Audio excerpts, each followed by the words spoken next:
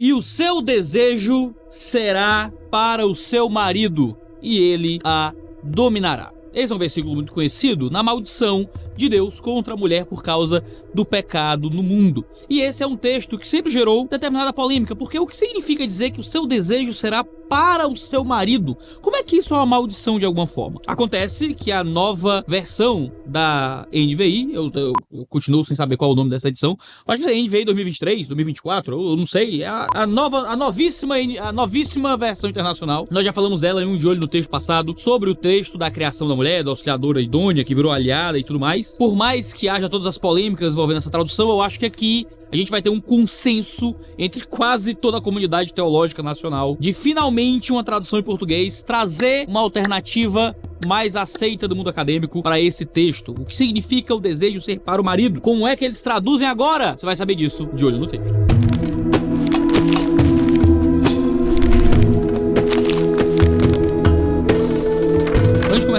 Deixa eu dar aqui o resumo do vídeo. Primeiro, vou dar um pequeno contextozinho sobre a criação do homem e da mulher e o que significa ser osso dos ossos e carne da carne. Isso ajuda a dar um pouco de contexto à ideia de igualdade, proximidade e beleza nessa poesia que Adão faz para Eva. Em segundo lugar, vou discutir um pouco sobre a tradução da partícula que em bíblias mais antigas era para o seu marido, o seu desejo será para o seu marido, e vou argumentar que a melhor tradução é seu desejo será contra o seu marido. Essa é a tradução que aparece na nova NVI. Em terceiro lugar, vou argumentar um pouquinho sobre a questão do domínio. Na maldição da mulher diz que o seu desejo será contra o seu marido e diz que o marido a dominará. O que é que isso significa? Então, algumas aplicações pastorais aí para o vídeo não ficar só na sopa de letrinhas da teologia. Simbora? Então vamos começar.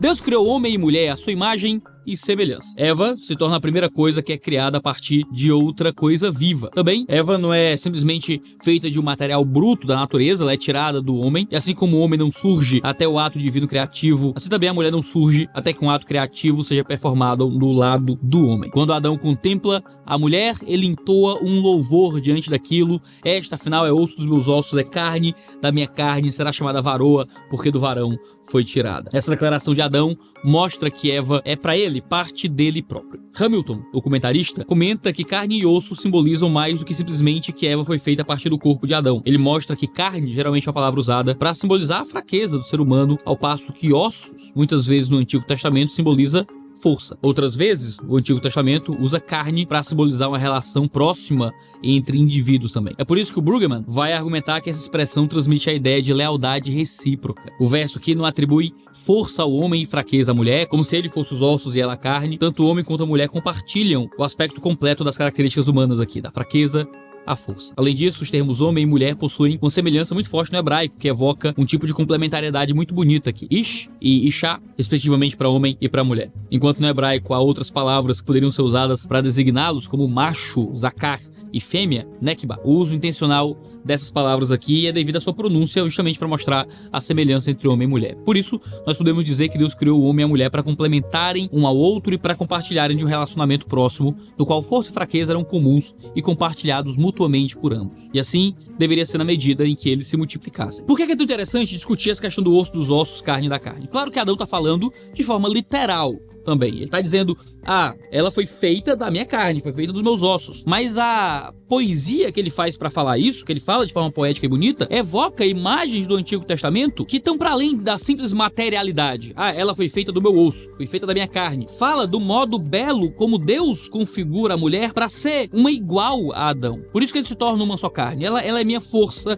e minha fraqueza. Ela compartilha da minha força e fraqueza, ou seja, ela é igual a mim como ser humano, mas ela é minha própria força e fraqueza. Representa aquilo que há de maior e melhor em mim, aquilo que vai me elevar de alguma forma em força, mas também aquilo que vai me levar aos momentos de enfraquecimento. E aqui eu não acho que é no sentido pecaminoso necessariamente, mas nas vulnerabilidades que nós temos um para com o outro. Eu acho que é muito bonito o modo como Adão compõe essa poesia, muito simples para dizer, ela foi tirada do meu corpo, ela foi tirada do meu osso, foi tirada da minha carne, e ela representa essa carne e esse osso, essa força e essa fraqueza na minha própria existência. Eu acho que Adão sabia o que estava dizendo. Quando Moisés registra isso, não parece que são palavras meramente literais, eu acho que existe todo um sentido simbólico também, em cima do modo como Adão declara a beleza de ter Eva ali do seu lado. E com o pecado entrando no mundo, este relacionamento belo de igualdade, de complementariedade, de relação aliada, semelhante, complementar, o osso do osso, a carne da carne, isso sofre ruptura. E esta ruptura gera desejos que são agora desordenados. E aí, a gente vai para o nosso segundo ponto do vídeo, esse desejo da mulher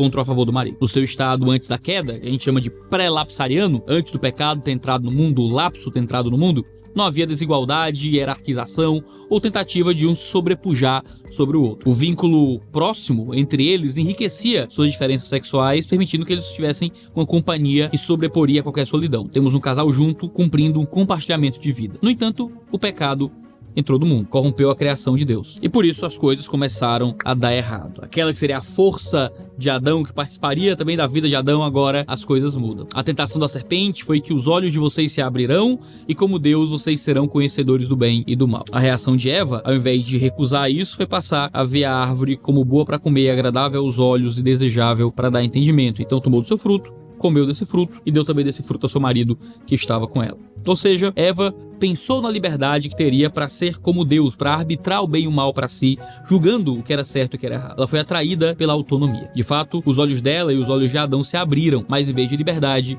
eles se envergonharam, foram tomados pelo pecado e se esconderam. Em específico para Eva, Deus a puniu, dizendo que aumentarei muito os seus sofrimentos na gravidez. Com dor, você dará luz a filhos. O seu desejo será para o seu marido e ele a governará. A segunda parte da punição de Deus foi que, ao ser tentada, a mulher desejou a liberdade de ser como Deus, mas foi punida justamente com o contrário, que o desejo dela fosse para o marido, é isso mesmo, ou contra o marido. Ela busca liberdade, mas agora teria que lutar contra o controle do seu desejo. A conjunção hebraica que aparece no texto pode ser melhor traduzida como contra ao invés de para. É o que nós temos no texto hebraico. As duas possíveis traduções é: o seu desejo será para o seu marido, literalmente aqui o homem, o seu desejo será contra o seu marido, literalmente contra o homem. As nossas traduções mais antigas têm essa primeira interpretação. Nós somos levados a entender que o desejo da mulher passaria a ser do ou direcionado ao marido. Em outras palavras, ela não tem mais liberdade sobre o seu desejo, porque de alguma forma o seu marido controlaria o seu desejo. Isso é o que defende o James Maxwell. Enquanto o desejo da mulher será para o seu marido, ele a dominará. Isso provavelmente significa que as relações harmoniosas que existiam entre o homem e a mulher estariam agora disruptidos, deixando a mulher vulnerável à exploração.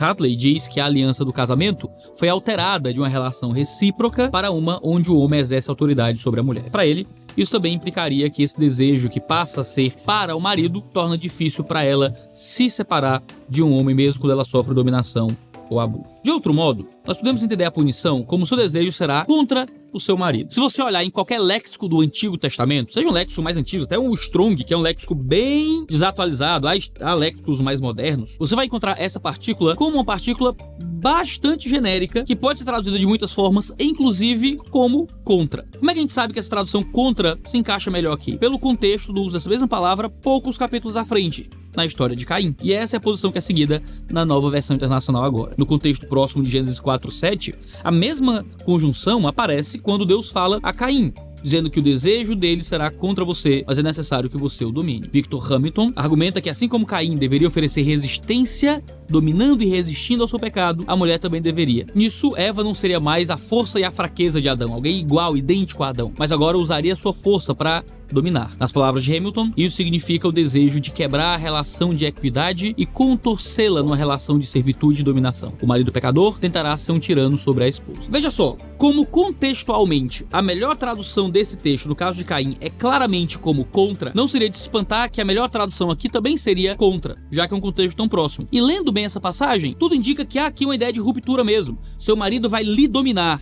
O seu desejo será contra o seu marido. Existe aqui uma briga, uma desconexão entre homem e mulher. Agora, ainda dentro desse tópico, o que é esse desejo, necessariamente? Muitos têm argumentado, ao longo da história, que esse desejo seria sexual. Aqui é um desejo puramente sexual. O Gordon Wenham diz que as mulheres geralmente se deixam ser exploradas dessa forma por causa do seu desejo para o seu marido. Seu apetite sexual pode algumas vezes fazê-las se submeter a certas demandas masculinas e lógicas. Mais uma vez, a vida da mulher é arruinada a um nível mais profundo. Herbert Lippold vai ainda mais além e comenta que esse não é só um desejo, mas algo como um anseio intenso. Ele vai argumentar que esse é um anseio mórbido, que não é meramente sexual. Ela buscou lutar contra o homem, buscou agir independente dele na tentação, contra uma contínua atração por ele mesmo assim, que é a sua porção inevitável. Outros teólogos, como Carl Friedrich e Franz Delitzsch, preferem a ideia de um intenso anseio que, embora se expresse de forma parecida com o desejo sexual, eles preferem entender como uma busca constante que não necessariamente está ligada à sexualidade. Bom, creio que contra se adequa melhor ao texto de Gênesis 3:16. Isso significa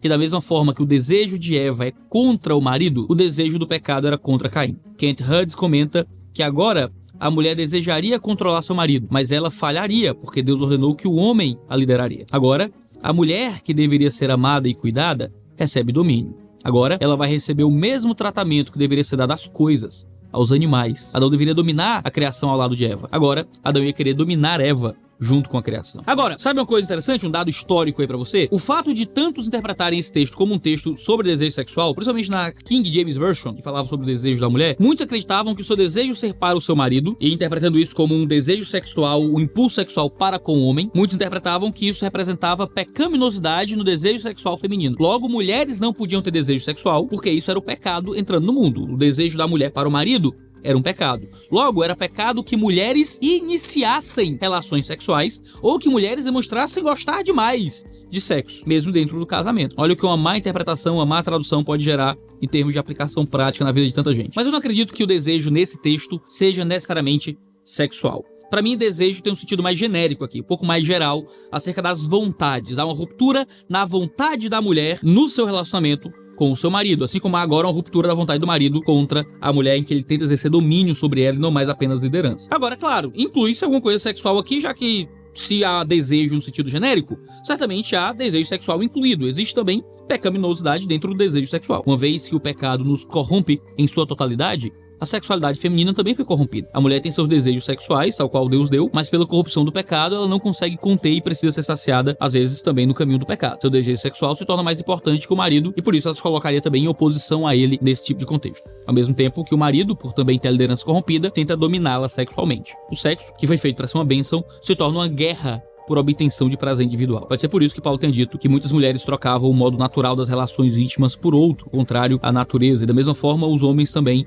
deixando o contato natural da mulher, se inflamaram mutuamente em sua sensualidade, cometendo indecência homem com homem e recebendo em si mesmos a merecida punição do seu erro. Ou seja, não achando a satisfação sexual no seu parceiro, o sexo oposto, tanto homens como mulheres buscam saciar esse intenso anseio naquele que não é sua contraparte, mas naquele que é o máximo possível igual a si. Por isso procuram um parceiro do mesmo sexo. Deus criou o homem e mulher para serem complementares, para serem força e fraqueza um do outro. Mas o pecado deturpou isso, para que na área da sexualidade somente haja uma frenética busca insaciável e inalcançável por prazer, ou muitas vezes o apagamento até da própria sexualidade. Não é por menos que homens e mulheres que saem à noite para ficarem e transarem com quantos puderem. No fim das contas, no fim, a relação prazerosa por algum momento acabam sozinhos, imersos numa solidão e num vazio existencial que não é preenchido por outro, por mais ativo e intenso que tenha sido o sexo. Por isso que, apesar dos lábios dos outros terem sempre alguém para beijá-los, as mãos dos outros para trocá-los e camas para se estar, há uma falta que nunca abandona, porque falta a complementariedade que Deus pretendeu em um relacionamento duradouro e real. Falta o ser carne da carne e osso dos ossos. Pelo mesmo motivo do pecado ter arruinado a relação entre o homem e a mulher, é que ocorrem os abusos perpetrados pelos homens. E também é pelo pecado que nós não conseguimos compreender como a mulher se permite estar nessa situação. O pecado corrompeu seus amores e a sexualidade de tal forma que ela muitas vezes não vê saída. Mas há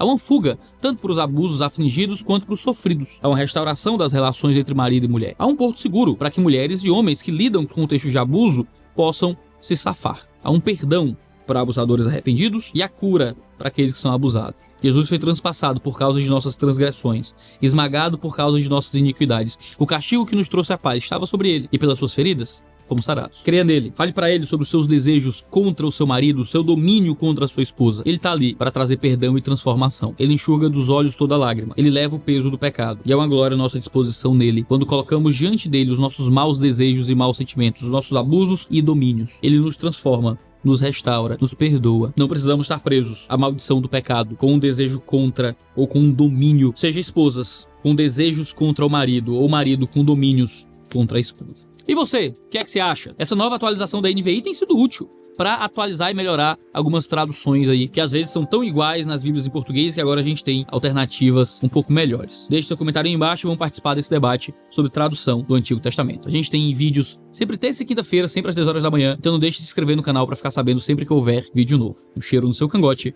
e até a próxima.